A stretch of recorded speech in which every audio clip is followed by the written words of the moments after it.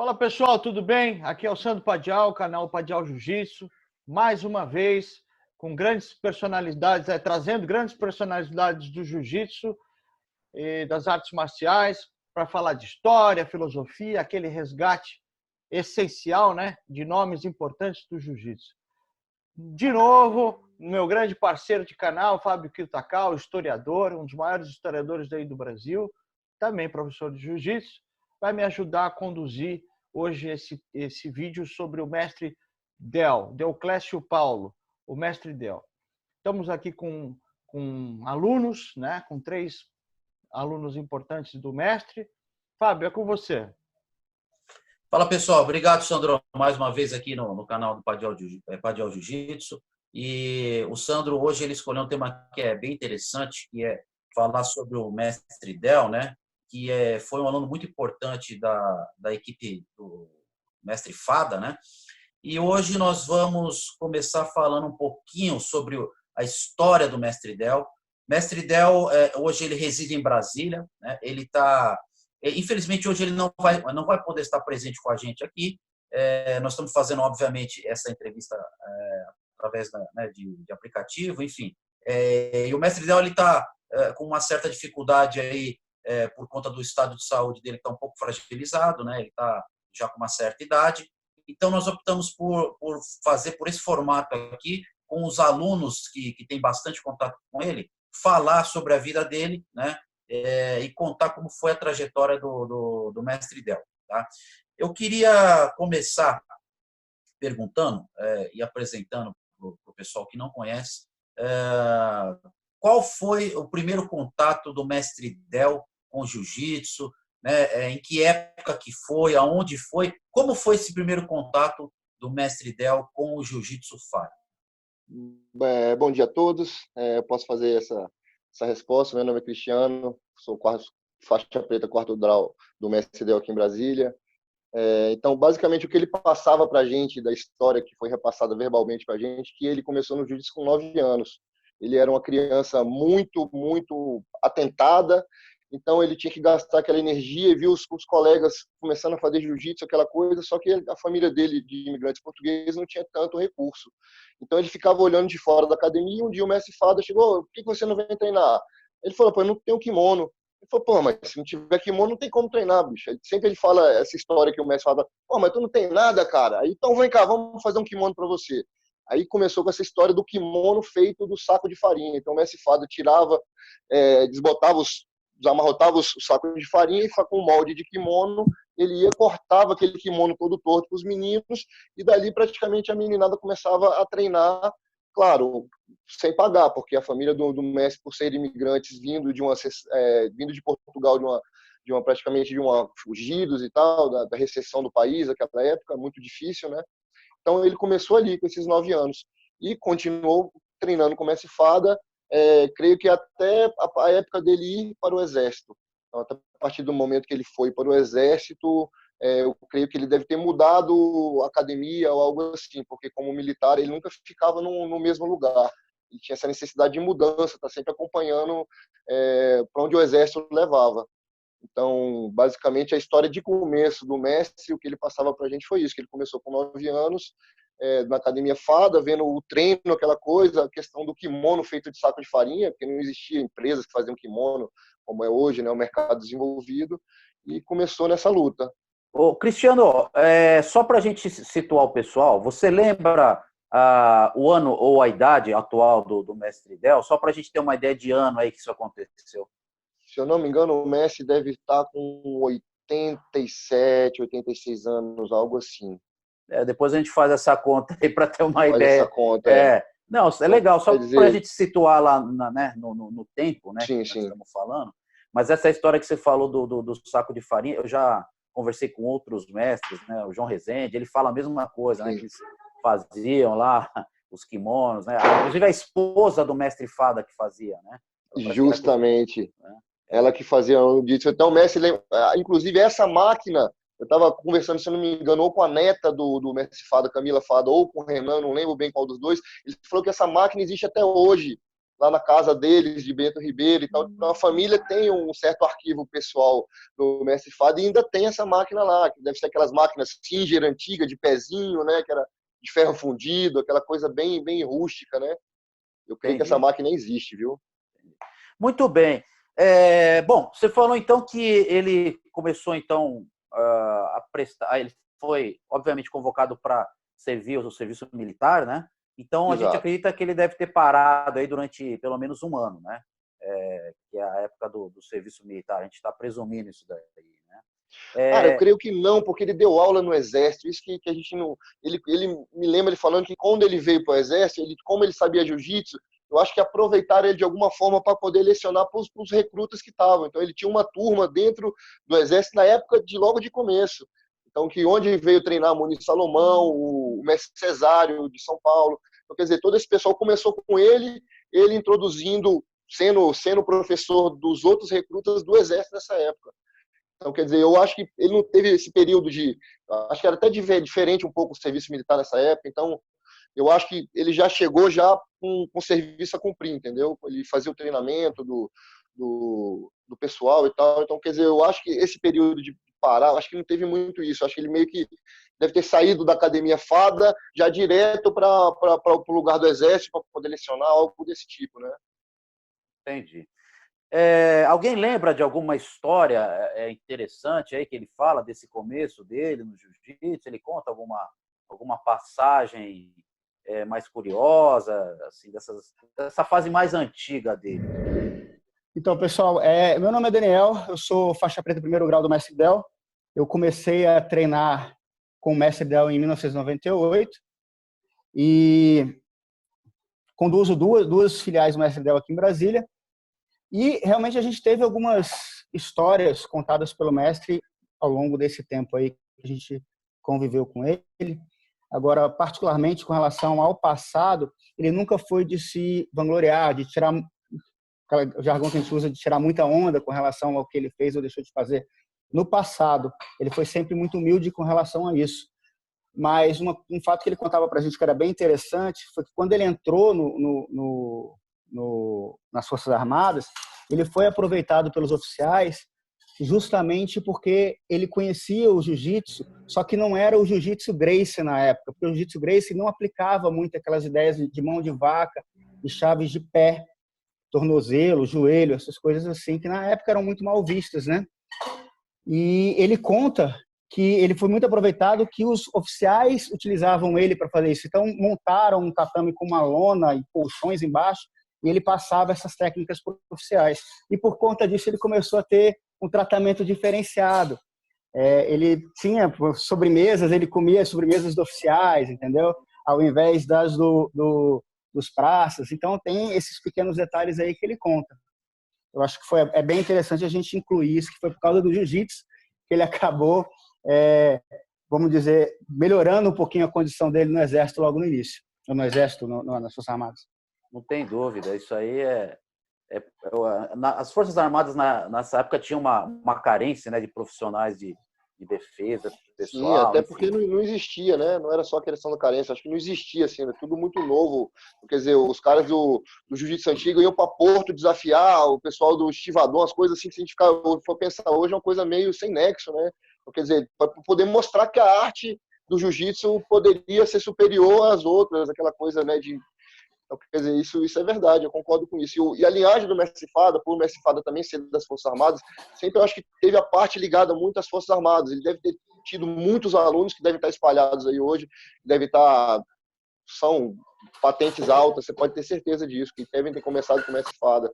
Se eu não me engano, ele era da Fuzileiro Naval, né, da Marinha, né?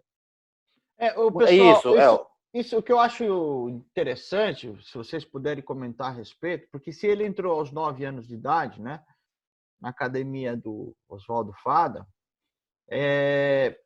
como tem membros, né, discípulos, esse legado Fada ligado às Forças Armadas, né?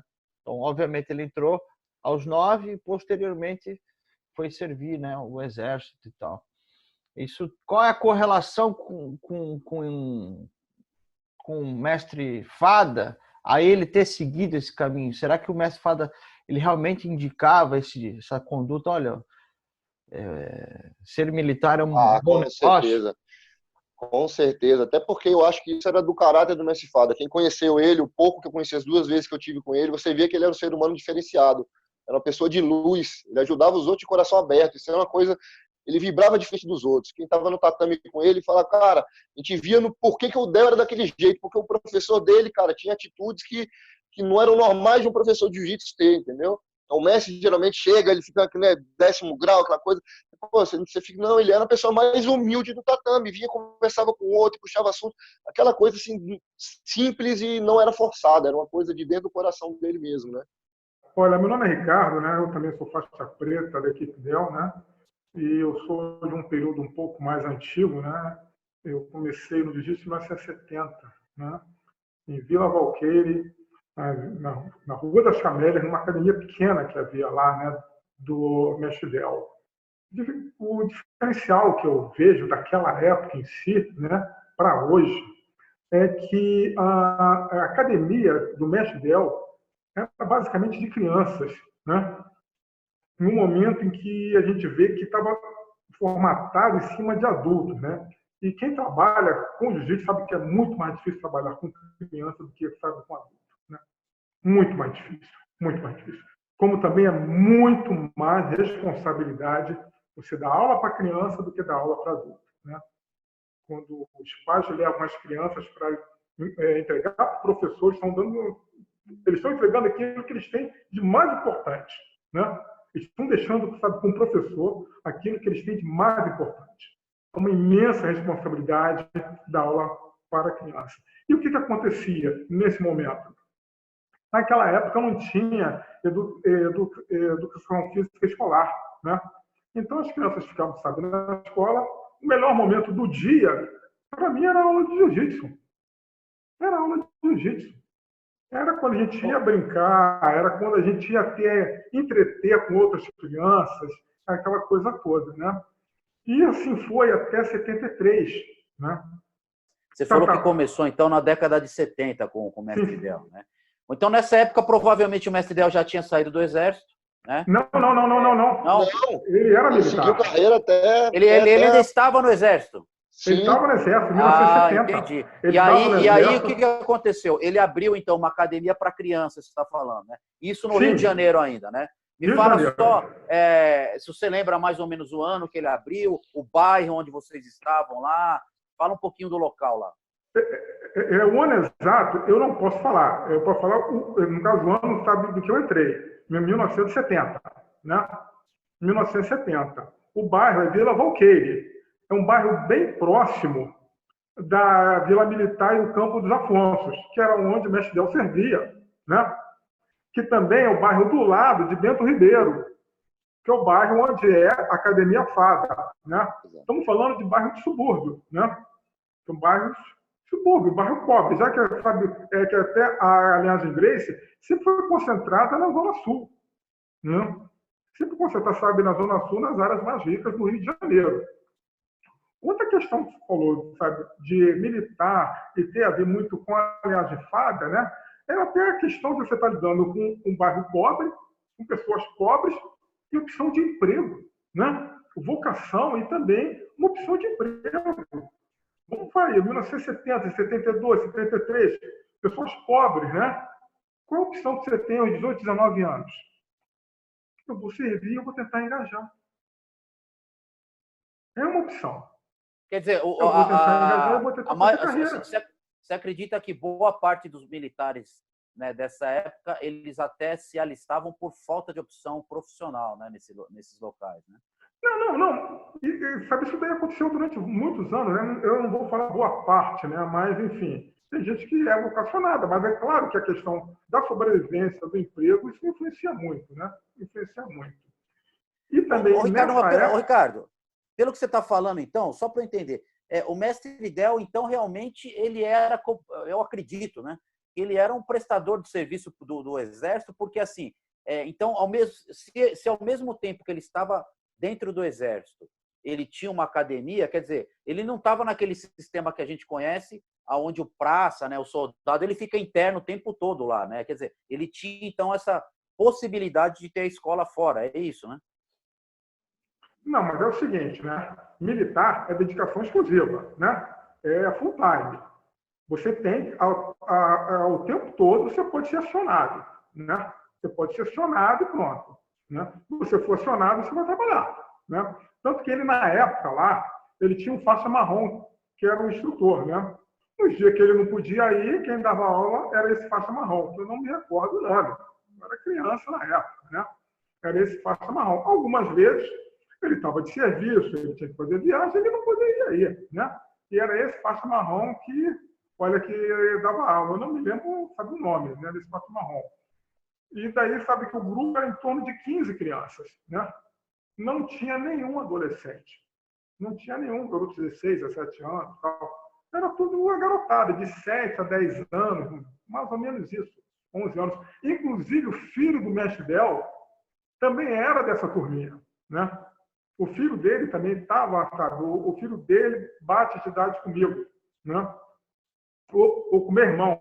Meu irmão também era da turma, né? Meu irmão é um ano mais novo que eu. Então, era, sabe, aquela turma, sabe, com aqueles 15 garotos. Como que era o nome do filho dele, Ricardo? Anderson. Não, eu ainda não sei. O Cristiano, você sabe o nome? Eu acho que é Anderson o nome dele. Creio que é Anderson, Anderson. né? Isso. Agora, Ricardo, uma outra curiosidade. Nessa época que você treinou lá quando criança, eventualmente vocês faziam alguma visita lá com o mestre Fada lá em Bento Ribeiro, ou vice-versa, o mestre Fada ia lá? Tinha esse intercâmbio? Tinha. O mestre Fábio, que vira e mexe, ele levava os alunos lá na Vila Valqueire. Estamos falando de bairros um do lado do outro. A academia do mestre Fábio deve ser, naquela época, um torno de chutômetro, aqui, em torno de 2 a 3 quilômetros, né? 2 a 3 quilômetros um do outro. Claro que criança não ia até lá, né? Os pais tinham, né? Mesmo não tendo essa violência que tem hoje, né? Não deixar uma criança de 6, 7 anos ir a uma outra academia, ou o professor levava, ou os pais levavam, né? Mas tinha esse intercâmbio, sim. Tinha. Várias vezes eu tive a oportunidade de estar com o mestre Fada, como também os próprios alunos dele. E da academia do mestre Fada também tinha criança. Ok, pessoal, então entendemos aí que o mestre Del começou aos 9 anos, teve lá o seu período de aprendizado, seguiu também uma carreira militar, ao mesmo tempo que estava no Exército, estava já lecionando no Rio de Janeiro.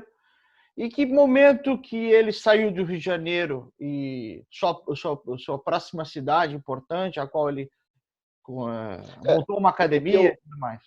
O que eu lembro é que ele teve uma época que ele foi para o Chile. Então, ele foi ser adido militar do Chile, que foi, acho que logo depois da Vila Valqueire, creio que depois do Ricardo ter passado, ele deve ter ido para o Chile, foi ser adido militar. Inclusive, fez um treinamento para os carabineiros do Chile, né? Naquela época, que era uma força militar, algo assim. Então, ele mesmo sendo adido militar, ele conseguia essa amizade com os outros e começou a lecionar, não pela embaixada, não por ser brasileiro, mas por gostar do jiu-jitsu, estar longe do Brasil. Ele montou uma turma de chilenos, que eu creio até uns anos atrás a gente conheceu um desses chilenos. Ele foi aqui na academia, visitou, foi há muito tempo, nos anos 70, quando o senhor estava lá no Chile e tal, e o Messi mostrou as fotos num grupo de alunos, assim, de uns 6, 7 alunos também. Então, quer dizer, eu creio que depois desse período do Chile, ele retorna ao Brasil e vem esperar o final da carreira militar para poder entrar na reserva, né? E que ano mais ou menos que ele saiu do Chile, Cristiano? Eu acho que se não foi depois de 74. Se eu não me engano, passou 2 anos no Chile, se eu não me engano. Eu não sei se foi... Eu creio que, pelo Ricardo falou, que se ele treinou lá de 70 a 74, eu creio que de 74 à frente, mais 2 anos, ele deve ter ficado no Chile. Ô Cristiano, e lá no Chile, você tem alguma informação se ele formou algum faixa preta lá? Ou só... Não, porque não deu tempo, né? Então, quer dizer, esses 2 anos que ele ia ficar, quando você vai de militar, acho que você tem um tempo, esse tipo de cargo relacionado a Itamaraty, tem um tempo que não foi 2 anos, depois ele ir para outra coisa, e, né, ele é muito requisitado, por ser sempre uma pessoa muito leal, né? Todo o sistema militar é baseado em hierarquia e disciplina, então ele sempre foi um disciplinador nato, nada forçado, uma coisa natural dele.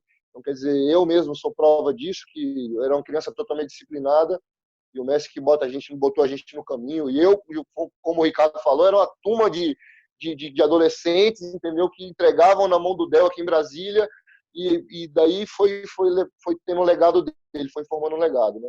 Então, quer dizer, o período do Chile, eu creio que foi muito importante profissionalmente para ele, porque ele está servindo o país fora do seu país de origem, né? Se dedicando, teve que levar a família. Eu lembro dele contando que na época que ele voltou, ele conseguiu comprar um carro com o dinheiro da transferência, algo assim que ele veio. Não sei se ele poderia trazer um carro do Chile, algo assim, que ele vendeu o carro, e o carro que ele vendeu, que uma Mercedes na época, que com muito custo comprou um apartamento que ele morou, algo assim, entendeu? Que ele conseguiu trazer do Chile, juntando esse dinheiro. Então, quer dizer, essa é uma época muito sofrida para eles, né? Ô, Cristiano, então, eu diria... Uma pergunta, não vou concluir nada. Vocês que conhecem ele. Cristiano, o mestre Del, ele foi um artista marcial mais voltado para a educação, para a criação de novas personalidades? Exatamente. E menos lutador, Exatamente. A competição para ele, assim, ele não obrigava nenhum aluno a lutar. A gente ia porque tinha querer mostrar para o mestre o legado dele, que como a gente poderia, então, quer dizer, sempre foi baseado nisso. Eu nunca vi ele forçando uma pessoa a lutar, nunca vi isso. Ele foi ligado sempre à prática do esporte como desenvolvimento humano, né? Ele sempre falava isso, sempre. Eu acho que o próprio legado do Fada, a questão do que o Fada quebra de complexo, aquele livro que ele escreveu, e ele dava aula para as pessoas que eram amputadas. Tem o aluno dele chamado Torpedo, que não tinha as duas pernas, o outro não tinha não sei o quê, um era cego. Então, quer dizer, ele tinha esse poder de ajudar a comunidade. Como era uma pessoa de luz, uma pessoa diferenciada dos outros, acho que conseguia, como se diz assim, trazer essas pessoas e absorver essas pessoas de uma forma que elas se sentiam bem com o mestre Fada e não se sentiam bem fora daquele ambiente, entendeu? Bacana. Deixa eu fazer o Fábio. Pois não. Pronto, Fábio. Pode falar, estou ouvindo, pode falar. Fazer uma correção em termos de ordem cronológica, né? Em 73, o mestre Del foi para o Chile, né? Então eu sabia que era... Né? Eu fiquei, porque é uma transição ali do Del para o professor Munir, e eu fiquei também com o Munir, né? E ele ficou lá, normalmente a distância são 2 anos, 73, 74, ele deve ter retornado para o Brasil em 75. Né? E quanto que o Cristiano acertadamente falou, né? Respondendo a pergunta, né? Corroborando com o próprio Cristiano, né? Sobre seria mais competitivo ou mais educativo. Muito mais educativo. Mesmo porque, gente, na minha percepção, né? Até as pessoas que vão procurar o mestre, né? O que aconteceu? Eu vou revelar uma coisa aqui, né? Alguns anos atrás, ele chegou para mim: pô, Ricardo, vamos fazer um grupo, né, para trabalhar com deficiente, uma federação nesse sentido. E eu estou devendo isso a ele. Eu ainda não tive tempo, estou para me aposentar, para montar isso, para fazer esse grupo, né? E quem está trabalhando com deficiente, quem pega esse portador de necessidade social, não está pensando necessariamente numa relação competitiva. Está pensando numa relação inclusiva, né? Que é completamente diferente. São circunstâncias, mas pode ser competitivo? Claro que sim. Mas, no primeiro momento, é relação educativa e inclusiva, né? Eu queria que vocês também me falassem um pouco. Vocês falaram bastante dessa parte das aulas infantis, que obviamente a gente sabe da importância disso. Mas agora eu queria falar um pouquinho da parte dos adultos, da parte de competição. Vocês participavam do campeonato suburbano que tinha na época, até o Munir, que organizava alguns deles, né? Estava sempre envolvido. Você falou do mestre Munir aí. Fala um pouquinho dessa parte agora dos adultos, né? Enfim, das competições. Teve algum aluno, por exemplo, do mestre Del, que participou daquelas preliminares de Vale Tudo, né? Que sempre tinha ali algum aluno dos Fada. Fala um pouquinho, por favor, dessa área. Vamos lá. Falando de 70, né? Dos anos 70, na academia do Del, mestre Del, lá na Vila Valqueira, era basicamente criança, né? E o intercâmbio que tinha das academias era muito Fada, Del. Estamos falando dos anos 70, que não tem, eventualmente, né? Eu não peguei nenhuma competição nesse sentido, né? De competir com o pessoal Grace, coisa assim, não. Era mais, enfim, do bairro Vila Valqueira, com o pessoal do Bento Ribeiro, as coisas muito provincianas, muito lado a lado, né? Era muito nesse sentido, estava iniciando a arte marcial na época, né?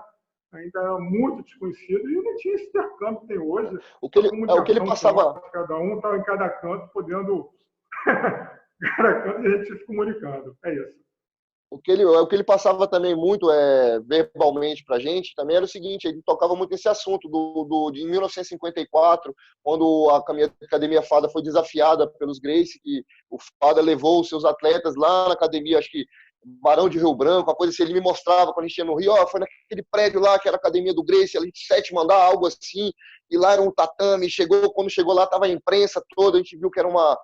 Aí que o mestre fala: então você separa 5 atletas de você, eu separo 5 atletas meus, e daí a gente vai lutar esses 5 atletas para ver quem ganha, né? E daí tem a velha frase que o mestre Hélio falou, que o jiu-jitsu não é um privilégio dos Gracie. Enquanto existe um Fada, o jiu-jitsu não será um privilégio dos Gracie. É o Jornal do Esporte, 1954, relativo justamente a esse desafio que aconteceu entre as academias, né?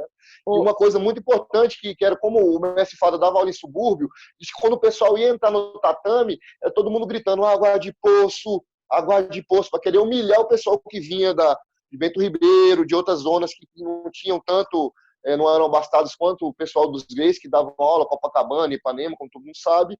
Então tinha essa provocação, né? Toda vez que ia, encaixava a chave de pé, sapateiro. Então, quer dizer, aquela época já tinha esse tipo de provocação, já um pouco da rivalidade, né? O Cristiano, 2 perguntas. Uma, existe aqui a informação de que o mestre Del foi o segundo faixa preta da linhagem Fada, né? Depois do mestre Chandu. Quem confirma isso? É fato? Isso é muito difícil saber, mas eu creio que como ele tem diploma de 1958 de faixa preta, então quer dizer, você para ter naquela época, você teria que ter pelo menos, eu creio que deve ter pego faixa preta com 18 anos, então quer dizer, eu creio que deve ter sido por perto disso, até porque todos os mestres antigos, o mestre Fada, que a gente via o mestre ter relação, cara, os caras faziam uma festa quando viam o mestre Del. O Valdomiro, o mestre Taboraí, o mestre Jonas, todos esses, o meu próprio Cesário, todo mundo que via o mestre Del na época, era aquela coisa tal. Então, quer dizer, a gente via que era uma relação muito mais antiga do que a gente imaginava, né?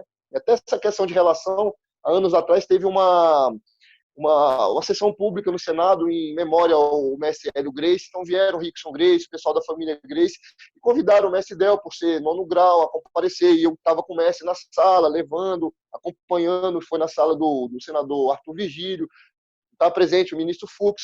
Quando o Helson Gracie viu o mestre Del, rapaz, mestre Del, o cara, foi uma coisa assim que eu fiquei até assustado. Eu falei, cara, o Helson Gracie estava que chamaram os dois, saíram da sala e foram conversar, ficaram uns 15, 20 minutos conversando, não estavam nem aí pro que estava acontecendo lá com o Rickson Gracie, nada, os caras foram lá, começaram a conversar, caiu do lado daquilo ali, foi, cara, obrigado por estar presente nessa hora. Então, quer dizer, eles tinham uma relação, apesar de ser oponentes, eles se respeitavam muito, a família Gracie com o pessoal Fada, né? Eu acho que essa tua colocação é muito importante, porque eu e o Fábio, a gente com o canal aqui já entrevistou muita gente de todos os lados, norte, nordeste, os Fada, os Gracie. E essa rivalidade entre Fada e Gracie, na verdade, não existia. Pelos relatos que tem, assim, os caras se gostavam, né? Esse é fato. Entendeu? Lógico, luta é marcar luta, as pessoas têm que lutar, mas não quer dizer que não são amigos, né? Então você vê esse depoimento aí, é claro, né? O filho do Hélio Gracie, o Helson, tendo um carinho imenso ali pelo mestre Del. Mas tem outra coisa também que é interessante pensar nessa questão da história. De novo, isso é interpretação minha ao longo do tempo de que eu escuto histórias de várias pessoas.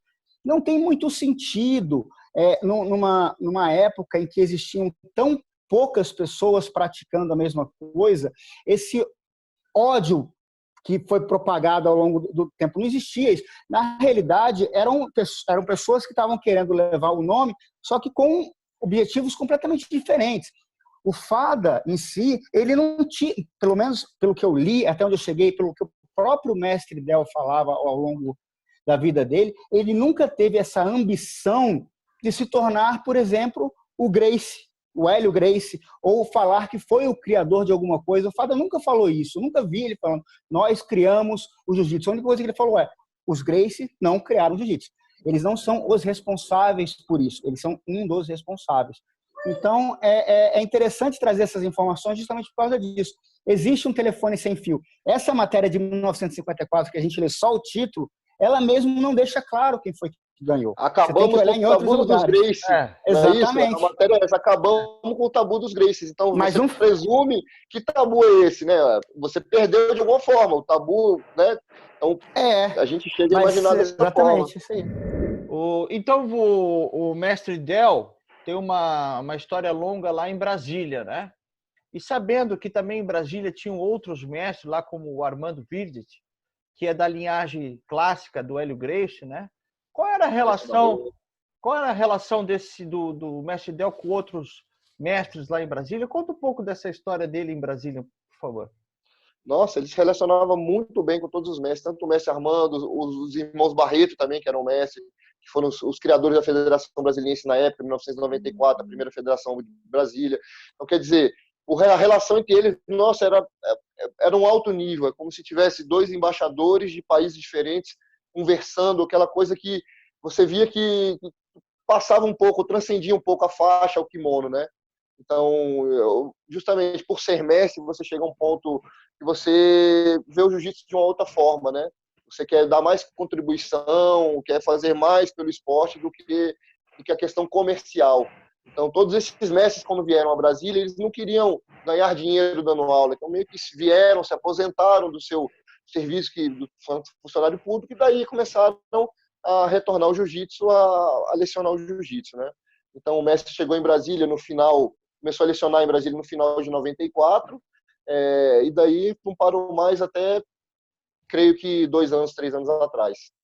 Então, nesse período, a gente ficou numa academia somente, Academia Scala, né? Foi um grande período, de 94 a 2015.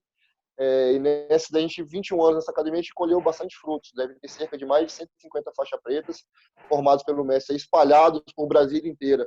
Então, tem gente que está dando aula por uma equipe que já treinou no mestre, e muitas vezes pegou faixa preta, mas saiu da equipe, justamente por a gente não ter um cunho comercial. Não existe franquia, não existe isso. O jiu-jitsu é família, aquilo ali você faz porque você gosta das pessoas que estão praticando o jiu-jitsu naquele ambiente. Então, o mestre passou esse legado para a gente. Nunca tratava um aluno como um número, como um relatório, nada disso. Cansei de ver o mestre pagando do dinheiro dele, fazendo cheque dele para a academia onde ele dava aula, para não ter o aluno constrangido de ter, você tá faltando pagar a academia, ele, não, eu acerto aqui, depois eu vejo com ele. Mas zilhares de vezes eu vi ele fazendo esse tipo de atitude. Então, quer dizer, por isso a gente vê que é uma pessoa diferenciada, até porque ele, ser um militar da reserva, ele não precisaria do dinheiro da academia trazer para ele, entendeu? Então, ele fazia agora, mais o Cristiano, eu queria só... Qual foi o motivo da saída dele do Rio para Brasília? Na verdade, ele entrou para a reserva. Então, o que acontece? Ele preferiu trazer os filhos dele, na época, para trazer para Brasília, porque Brasília sempre é muito mais seguro, e ele estava para entrar na reserva, ele tinha um cargo aqui no Ministério do Exército, ligado ao ministro do Exército, uma assessoria particular ao ministro do Exército, então ele estava ligado, esse período final, ele estava aqui em Brasília servindo ao Exército, então ele decidiu ficar. Falou, não, já tinha passado por Pernambuco, vários outros lugares ele passou no Brasil. Então, quer dizer, ele resolveu ficar em Brasília. Cristiano, pera um pouquinho só. Você está falando que ele passou por outros lugares do Brasil, ele chegou a dar aula. Quanto tempo você tem? Só para a gente entender, ele ficou bastante tempo nesses outros lugares? Como é que foi? Não, eu creio que não. Eu creio que do final que ele chegou do Chile até ele vir para Brasília, ele deve ter sido transferido mais umas 3 vezes aí nesse período. Eu lembro dele contando que ele foi morar se eu não me engano, em Fortaleza, que era uma base militar, que era perto da praia, que falava da vida das esposas militares, que se encontravam todo dia, como é que era a rotina, disso eu lembro dele falar. Mas, cronologicamente, assim, do tempo que ele passou, os lugares, assim, eu não sei ao certo. Mas eu sei que ele, por ser militar e ser de alta patente, ele era transferido de 2 em 2 anos, ou a um período curto, entendeu? Eu não sei se daria para ele... Alguém lembra o ano que ele chegou em Brasília? Alguém lembra o ano? O ano que ele chegou em Brasília, que ele começou a dar aula, foi em 1994. 94. Não, mas eu acho que ele estava morando já, trabalhando, né? Trabalhando em Brasília. Começou, Isso é aquele dado que o Cristiano falou. Essas informações do trabalho dele dentro do Exército, muitas delas a gente não teve acesso por causa da função dele no Exército. Entendeu? Não, mas então, o que interessa para a gente é o seguinte. A gente não sabe, porque a gente não sabe qual era a função dele. Quando ele começou a dar aula em Brasília? 94. Novembro de 94. E na época, a academia tinha um aluno do Mestre Fada dando aula na escala, que era o Beto Ferrão, faixa preta 3º grau, hoje é falecido, que tinha uma base de treinamento, se não me engano, Teresópolis, por aí ele tinha Teresópolis. Então ele veio a Brasília, tinha essa academia com os alunos, e o mestre chegou por ser aluno do Mestre Fada e tal, conheceu o Beto Ferrão e pegou os horários de segunda, quartas e sextas, porque o Beto Ferrão só dava aula terças e quintas e sábados. Então ficava esse horário vago. O mestre, de repente, falou: vou voltar a dar aula, vou entrar na academia do Beto Ferrão, é aluno do Mestre Fada, 3º grau. Continuou o legado e ficou até o Beto Ferrão sair da academia. Recebeu uma proposta melhor, saiu, voltou para Teresópolis, se não me engano. Quer dizer, nessa época aí, nós tínhamos aí, então, em Brasília, já uma academia representante, né, do Jiu-Jitsu Fada com 2 professores, então, né? Exatamente. E de outros professores também, que eu lembro que tinha o Silvio Caldas, era faixa marrom nessa época, estava para pegar faixa preta. Tu tinha outros alunos que já eram um pouco graduados de marrom também, mas tu tinha já 2 faixas pretas da linhada Fada já presentes. E outros mestres dando aula em Brasília, o mestre Barreto, o mestre Armando Vritti. Então, quer dizer, o ambiente em Brasília o jiu-jitsu começava a despontar no finalzinho de 94, a coisa começou a tomar uma forma mais coesa, né? O cenário de Brasília era muito rico aí, né? De professores, de academias, né? Sim, tinha bastante. Bastante. E qual que diria assim, se você, né? Estamos aqui fazendo esse vídeo sobre o mestre, prestando essa homenagem, contando a história dele. Qual que você diria que é o grande legado do mestre Del? Esse Del é tratar a pessoa como um ser humano. Ele vê a pessoa, como eu te disse, não tem um cunho comercial, ele faz aquilo de coração.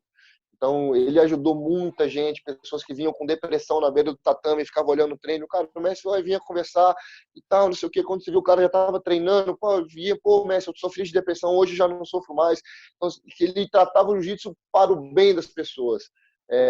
Não importava muito a condição social. Pelo contrário, eu acho que ele se atraía mais quando via uma pessoa que não tem condições, justamente para se reportar o passado dele, por ter vindo de uma família pobre, imigrantes portugueses, nada foi fácil na vida dele, disse que não ganhava brinquedo, era tudo muito difícil, a mãe dele, se não me engano, era lavadeira, então, quer dizer, tudo era muito difícil na vida dele, então ele tentou fazer de uma forma diferente para que o legado dele fosse repassado dessa forma, que ele fosse lembrado como ser humano. É importante acrescentar que a própria Dona Olguinha, que é a mulher do esposo do mestre Del, ela recebia muito essa carga, eu me lembro disso, de várias conversas que a gente teve sobre isso, porque o mestre ele pegava realmente o problema dos alunos dele para ele absorvia muito aquilo e tentava resolver de alguma forma. Tanto na questão do diálogo mesmo, sendo pai para muitos alunos dele, o Cristiano mesmo pode confirmar isso, mas ele era pai daquelas pessoas. Mas também com outras ajudas que às vezes as pessoas elas esquecem. Por exemplo, naquela época, o mestre, como ele nunca focou nessa questão do cunho financeiro do esporte, do jiu-jitsu, muitas das coisas que foram feitas em prol do jiu-jitsu saíram do salário de aposentadoria dele. Ele cansou de botar ônibus. Não tinha campeonato na década de 90, não tinha campeonato no início dos anos 2000. Então, a gente saía para ir participar de campeonatos da LBJJ, onde o custo era praticamente todo do mestre Del. Ele botava alunos, entendeu, que não tinham condição nenhuma de fazer nenhuma viagem para fora de Brasília, dentro do ônibus, para participar dessas competições. Tanto que hoje, eu acredito, até o próprio Cristiano pode me corrigir, boa parte dos núcleos da equipe, elas têm esse cunho social. São equipes que são dentro da Polícia Militar, e é de graça para a população. Por exemplo, acontece lá em Planaltina, tem um grande núcleo da equipe do professor Jobson. Temos projetos sociais no interior da Bahia, com instrutores nossos, também são projetos sociais, são para a população carente. Então, isso que a gente pegou é desses alunos que foram formados pelo Mestre Del e levam isso de volta para a sociedade, entendeu? É uma maneira de devolver o que o Del trouxe para essas pessoas. Entendeu? Acho que é bem Daniel, interessante. eu queria até aproveitar, me fala aí rapidamente de mais ou menos a quantidade de, se você souber, óbvio, tá? A quantidade de faixa preta que o Mestre Del formou, aproximada, tá? Aproximada, e quais são os principais núcleos que você tem aí ao redor do Brasil e do mundo? Cara, faixa preta tem muito, assim, na realidade, mas eu posso supor algo em torno que o Cristiano falou, 100, 150, com facilidade. Agora, de bate-pronto, que nós temos o Bruno Mamute, se vocês pesquisarem ele, foi campeão pan-americano, ele sofreu um acidente muito grave em Florianópolis um tempo atrás, ele dá aula lá na Califórnia, montou a própria equipe dele lá.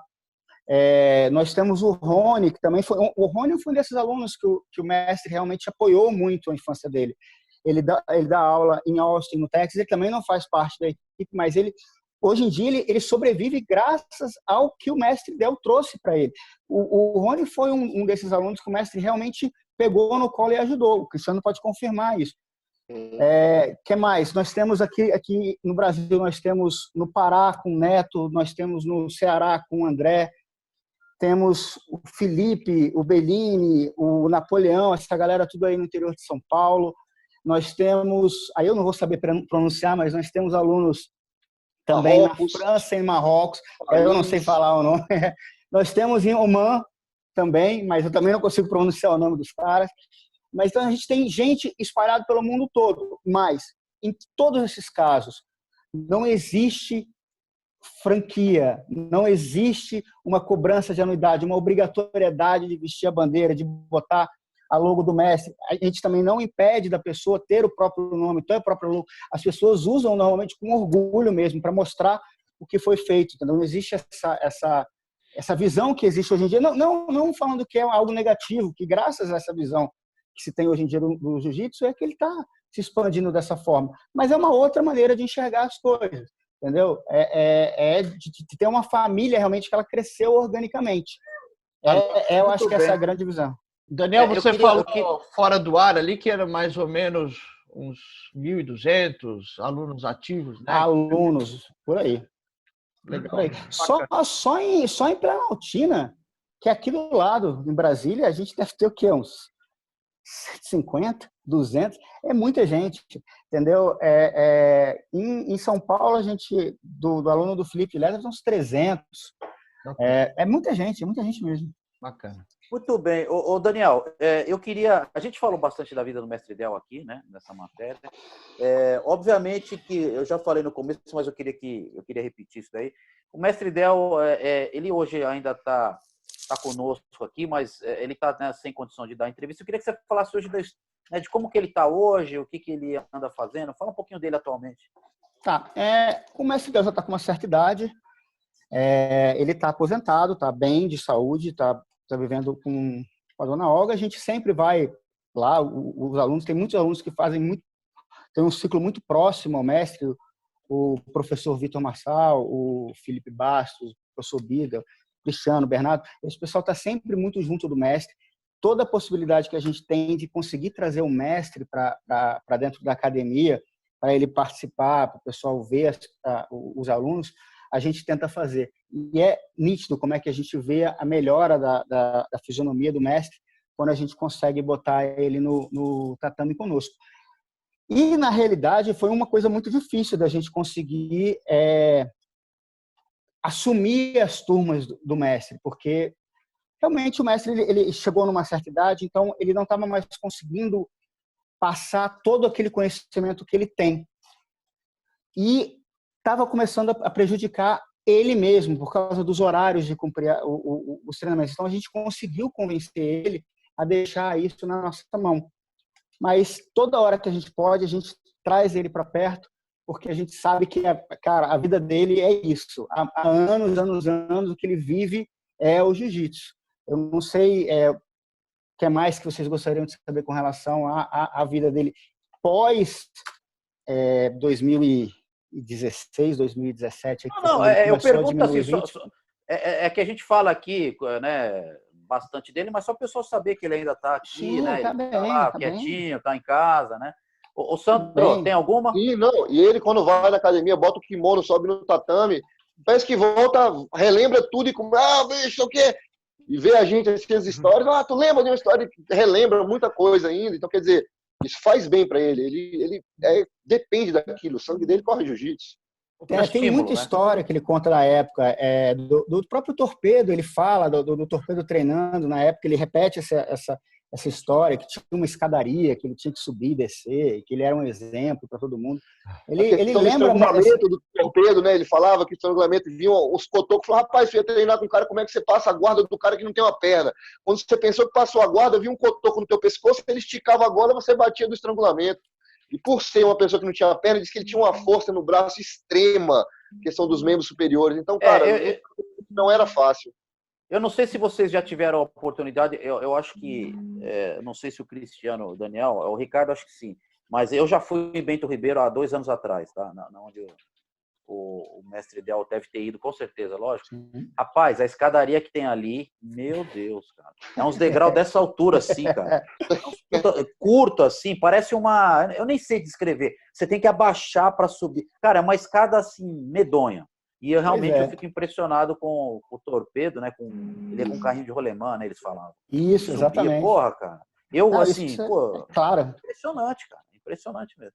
Ô, Sandro, tem alguma aí? Como é que tá? Seguinte, o canal tem esse propósito de contar a história, né, dos mestres, e nem sempre, ou às vezes é muito difícil a gente conhecer essas histórias todas, né? Então, vocês é que tem que dizer o máximo possível, né, para que saia um negócio bacana. Então, eu pediria o seguinte, para a gente encerrar, que cada um de vocês 3 tiver alguma coisa aí que a gente não perguntou, que vocês querem muito falar. Acho que é interessante frisar, primeiro, aquela questão de que o mestre Del, ele foi o primeiro faixa vermelha, não Gracie, reconhecido pela IBJJF. Eu acho que é importante isso. Depois vieram os outros, mas realmente o mestre Del abriu esse caminho, até mesmo porque a CBJJ ela é administrada pelos Gracies desde do início, né? Então ele foi o primeiro a ser reconhecido, não que seja o primeiro faixa vermelha, mas ele foi o primeiro a ser reconhecido com isso. O Cristiano aí do lado, o seu 01, ele tem a faixa preta do mestre Del em mãos, ele está com a faixa coral do mestre, isso tudo foi passado para ele, para quando ele chegasse nesse nível, entendeu? Eu acho que é importante dizer também que a CBJJ reconheceu, e foi a primeira coisa que a gente conseguiu também, que a CBJJ passasse a fazer, que foi celebrar esse tempo de faixa preta dos grandes mestres. A gente teve agora em 2018 um reconhecimento da CBJJ no Open Brasília aqui, onde foi feita uma placa em uma homenagem para o mestre Del, onde ele fez 60 anos de faixa preta em 1º de agosto. Sabe o que é 60 anos de faixa preta? É coisa demais, gente. Assim, é muito conhecimento e é muita história para a gente conseguir passar. O Cristiano provavelmente vai conseguir contar algumas histórias mais cômicas ou até mesmo mais interessantes com relação às nossas viagens ou fatos do mestre Del. Então eu vou deixar aí para o Cristiano dar uma palhinha aí um pouquinho. Não, história a gente tem muitas, mas eu acho que de repente assim, histórias cômicas não seria legal. A gente tem que lembrar o Messi em questão de respeito. Então, uma história legal que eu vejo em todo o campeonato que o Messi vai, a gente chega com o Messi, a pessoa do campeonato bota uma cadeira dentro da área da luta ali, o Messi vai, bota seu kimono, ele veste o kimono dele, bota o kimono vermelho, senta, cruza a perninha dele no campeonato, fica esperando, vendo as lutas, tal, não sei o quê. De repente, praticamente em todo o campeonato, para-se o campeonato, anuncia-se a presença do Messi, ele vai, o seu kimono branco, faixa vermelha, vai, pega o microfone e vai e fala para todo mundo. Então, quem teve a oportunidade de ouvir o Messi falando nos diversos campeonatos que ocorreram, que ele teve a presença, sabe do diferencial das pessoas, que toda vez que ele falava, ele era ovacionado no estádio. Então, a gente não entendia, falava, cara, como que ele consegue cativar as pessoas? E ele tinha um trato bem com todo mundo, cara. Não tinha uma pessoa assim que falasse mal do mestre, justamente por ele ser uma pessoa de coração aberto, sempre fazer a coisa de coração, entendeu? Sempre estar ajudando os alunos, questão de competição, o que a gente falava, eu cansei de ver o mestre pagando comida, ele levava, então quer dizer, o cara não tinha dinheiro para pagar o ônibus, pô, mas como é que ele vai comer? Ele pegava a fichinha da comida da pessoa, deixava junto da dele, na verdade, dele mais uns 3 lá que não tinham condição, entendeu? Eu, às vezes, também, quando não tinha, ele pagava a minha, então, isso era o mestre, né? Então, ele sabia se portar como um mestre perante a todos. E ele nunca, como se diz, nunca faltou uma batalha, toda a missão que se dava a ele era missão cumprida e bem cumprida. Eu posso citar, no caso, foi a transição, né, da Del, quando ele saiu em 73, né, a Del Munir, e em 77, né, os alunos que eram crianças já ficaram adolescentes, como ele também começou a agregar outras pessoas. E aconteceu um caso, já começou a ter mais campeonato, né? Em 70 era quase muito pouco, né? 77 já. E eu acho que teve que sabe que a academia foi campeã em 77, né? Acho que tem esse dado, né? E aí isso daí, sabe, tomou corpo, né? E vai lembrar também que o jiu-jitsu, naquela época, 74, 75, né? Ele começou a concorrer com outras artes marciais no coração dos cariocas, né? Talvez aí vocês não lembrem, mas naquela época estava o tal do seriado Kung Fu, né?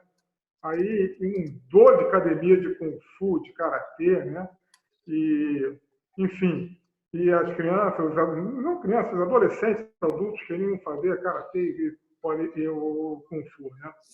Mas mesmo assim, tornou um outro pulo nessa história toda, que foi a questão dos próprios desafios, né? Mais adiante, nós chegamos aos anos 80, virou o site dos desafios, né? Em que entrava pessoal da luta livre, karatê, kung fu e pessoal do jiu-jitsu, né? Uma outra história boa também que eu posso falar aqui para vocês ele foi dar um seminário, resumidamente, foi dar um seminário no Austin, Texas. O que acontece? O americano ele não tem muito isso como tem o brasileiro, tem a questão da família, você treinar com uma pessoa da equipe é como se tivesse uma família. Então ele sai de uma equipe e vai para outra na naturalidade. A questão do americano por si ser desse jeito. Então a gente estava lá em Austin, na academia do Rony, o aluno do Messi que estava dando seminário, e o Messi tem muitas defesas pessoais. E ele falou, vou ensinar vocês aqui uma defesa pessoal de chute, se a pessoa vier chutar assim, assim, assado. E tinha uma pessoa que a gente viu que estava com maldade com o mestre, ele estava querendo de alguma forma testar o mestre. Então a gente viu um senhor de 80 anos e um cara de quase 2 metros de altura, entendeu? 2 vezes o meu tamanho, querendo, então tá, se eu fizer um chute, você vai sair e tal, você vai se defender. O Messi voou, então vamos testar ele. Então bora, bicho. O Messi sempre foi muito enérgico nessa hora, batia assim no abdômen, bora, chuta aqui, vem. Aí o cara veio correndo para dar um chute no Messi, o Messi deu a saída, mas esse cara varou reto, mas passou uns 2 metros caindo no tatame lá e todo mundo rindo do cara. Eu enfiei lá atrás esperando, falei, cara, vai pegar o Messi na hora certa ainda, com agilidade, 80 anos, saiu do cara e o cara pum, passou reto. Mas, cara, foi a maior humilhação que eu vi uma pessoa na minha vida naquela situação. O cara, na maldade, querendo testar o Messi para saber se o jiu-jitsu dele era ou não diferenciado, aí ele teve uma resposta à altura, né? Que bacana. Ô, Cristiano, agora para dar um final bonito, aí tô vendo essa foto linda de vocês dois, e o mestre com aquela faixa coral, que eu imagino que seja essa que tá ali, né? Pelo que o Daniel falou. Exato. Mostra para nós aí. A foto era essa. Que legal. E essa daqui foi a faixa preta que ele utilizou.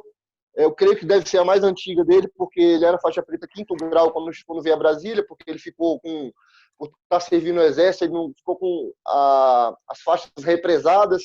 Aí quando eu fui pegar a faixa preta, ele me deu a faixa preta que ele utilizava, 5º grau, que é a minha original que eu ganhei. E Cristiano, você é o primeiro faixa preta dele? De Brasília, sim. Na verdade, eu estou desde o primeiro dia de aula dele em Brasília.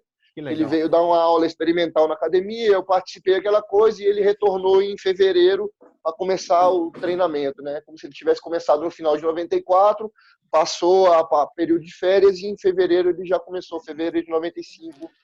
Dali para frente, literalmente todo o treino eu estou ao lado do mestre. Eu acho só que para eu conseguir aproveitar, inclusive, o gancho do Cristiano, depois vocês cortam, encaixam, ou até mesmo faz um comentário como vocês acharem melhor, mas uma coisa bem interessante de falar em relação à nossa equipe é que aqui em Brasília a gente tinha um problema muito sério de gangue e briga entre quadras. E o mestre era completamente contra. Se você for pesquisar isso na internet, você vai ver que tem várias matérias onde o mestre fala que aqui não tem esse negócio de gangue, não. E justamente na nossa equipe, era assim, a pessoa entrava por esse caminho na época dos pit boys ou das confusões, etc. e tal, o Del já cortava numa hora, não tinha essa conversa, entendeu? Eu acho que é bem legal trazer essa índole do mestre também, que ele não permitia que os alunos dele se envolvessem nesse tipo de confusão. O jiu-jitsu era uma arte marcial de defesa pessoal. Era isso que ele passava, não era de ataque aos demais.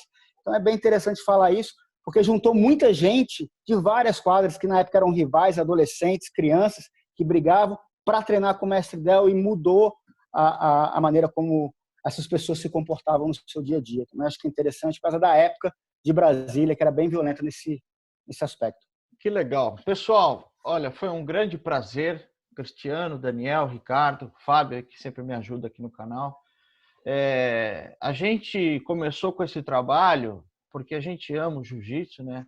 E a gente quer entregar o que a gente pode, né? Então, o Fábio como um grande historiador, eu também, eu comecei com jiu-jitsu aos 4 anos de idade, né? Já tô sem cabelo e com essa barbinha de velho aqui. Então, eu amo bastante esse negócio aí. E, pô, foi um prazer conhecer essa história. Para mim, foi engrandecedor, né? Como eu quis dizer o seguinte, o canal, ele é para divulgar, mas mais também para abastecer o nosso conhecimento, né? Então, para mim, foi um prazer conhecer essa pessoa aí maravilhosa e saber de que ele ensina uma luta, mas não com o propósito de ensinar a luta, né? Pelo que eu entendi, é um cara que quer transformar pessoas. E isso, para mim, tem muito valor. Obrigado, pessoal. Espero que a gente possa entregar um trabalho bonito aí para o público em geral. Queria agradecer a presença, o convite de vocês, é claro, e falar que a gente está disponível, querendo o material para divulgar e falar qualquer coisa com relação a esse histórico todo, ou qualquer coisa que tenham dúvidas, também a gente está sempre aberto. E obrigado novamente por dar a possibilidade de falar sobre o nosso grande mestre, porque às vezes a gente fica no foco aí do pessoal que está construindo o jiu-jitsu hoje em dia, das grandes equipes, e acaba deixando a origem, que é até mesmo o meio do caminho ali entre Hélio Gracie e os demais, Oswaldo Fada e os demais, e esquece esses personagens.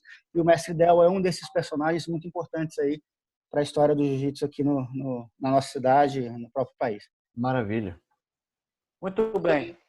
Agradecer também a vocês, em nome da equipe. E fica aí o convite para todos acessarem o canal e estarem sempre conectados aí com o jiu-jitsu. Belo trabalho que o canal está fazendo aí, resgatando as histórias, e que muito legal que a gente está fazendo parte de tudo isso. Agradecer de coração. Obrigado. Nossa, valeu. Eu também fazer o agradecimento, e o Sandro, uma capacidade de síntese incrível, né? Instante que ele fala que o trabalho de Del é muito mais do que uma arte marcial, é a proposta de transformar pessoas, né? Fazer dessa pessoa um cidadão e levar a arte marcial de uma forma que seja um acalanto para o ser humano, né? De uma forma educativa. Olha, parabéns, Sandro. Sucesso para você, sucesso para o Fábio. Vocês são pessoas de bem, vocês merecem tudo de bom nessa vida.